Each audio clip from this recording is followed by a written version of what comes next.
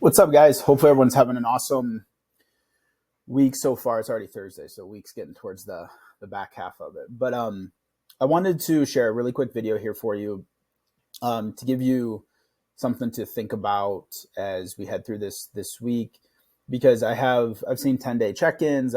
We did our weekly coaching call with all the coaches and myself yesterday, and with 4th of July and some trips coming up, a lot of you are spending your weekends at the lake. You're going to fairs or whatever, right? Kids are out of school, so you have a lot going on for some of you.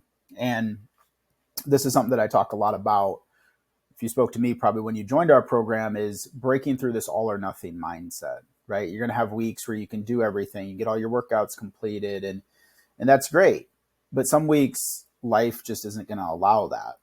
And it does you no good. It doesn't serve you to beat yourself up over it, hold shame or guilt because you didn't get, all 5 workouts completed for the week. The problem lies is because you can't do everything, you default to doing nothing because you're like, well, this week I got this going on that. Like, typically the answer and what's best for you is probably somewhere in the middle. Just because you can't do everything doesn't mean you default to nothing. Like, you can still do something. Here's how I want to explain this. If you drive, plug my phone in. If you drive a car and that car can go anywhere from going backwards to say 100, 120 miles an hour, right? And it's up to you to how fast you go. And that's why there's speed limits. I remember driving in Utah when I was driving out to California 7-8 years ago.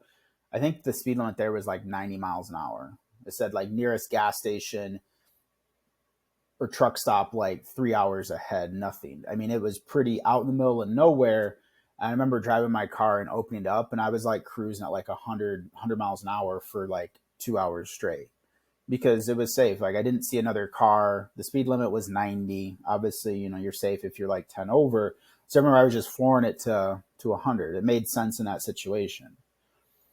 Now, if you're going by a school and there's children at this school and you see the speed limit might say slow down only 15 miles an hour when you're going through the crosswalk of that school, right? You have to slow down, and you should probably only go 10, 15, 20 miles an hour so some child doesn't get significantly hurt, right? It wouldn't be safe to go 100 miles an hour through there. Now, could you do it? Sure. If something bad could happen, if a cop sees you, you're probably going to get arrested. You're probably going to lose your license. You're going to get hit with a huge, huge fine. It just doesn't make sense in that situation. Even though that vehicle that you have could go 100 plus miles an hour, it doesn't make sense to drive 100 miles an hour through, a school zone. That'd be really silly and stupid to do, right? But a vehicle can go from 0 to 100. And it doesn't make sense because you enter a school zone to say, oh, I can only go 15 miles an hour here. That's stupid. I'm going to back up and go a completely different route where I can go faster. If that's the quickest route, it still makes sense to go through there. Just, go 10, 15, 20 miles an hour and follow the speed limit guidance, right?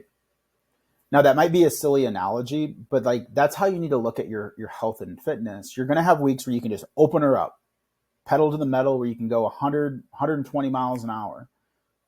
But then you're going to have situations life where you're going to have to slow down. You can only go 10, 15, 20 miles an hour, but it's still the fastest path to your goal and your destination and where you want to be. But you have to slow down just because of circumstances, right?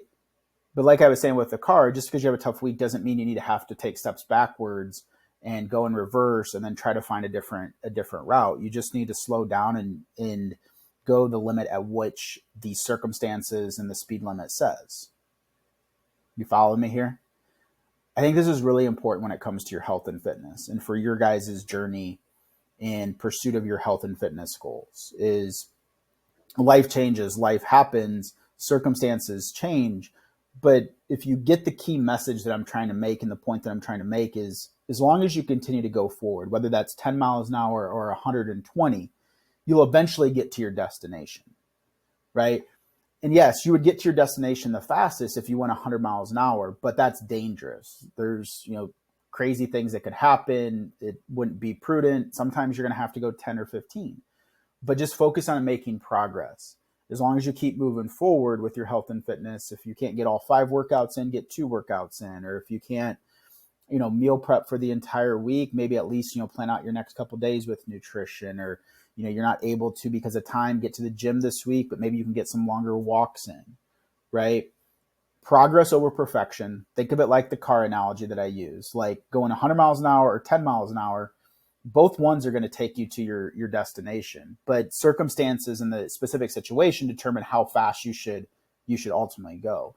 Obviously 100 is going to get you to A to B the fastest, right? But like, you might not end up get there because you get caught speeding, or something really bad happens, right? Where if you go 10 miles an hour, you're eventually going to get to your destination. That's going to be rather slow, but again, based on situations and life, should dictate your speed.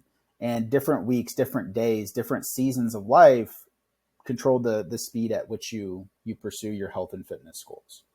Hopefully that makes sense, and we'll see you in the next one.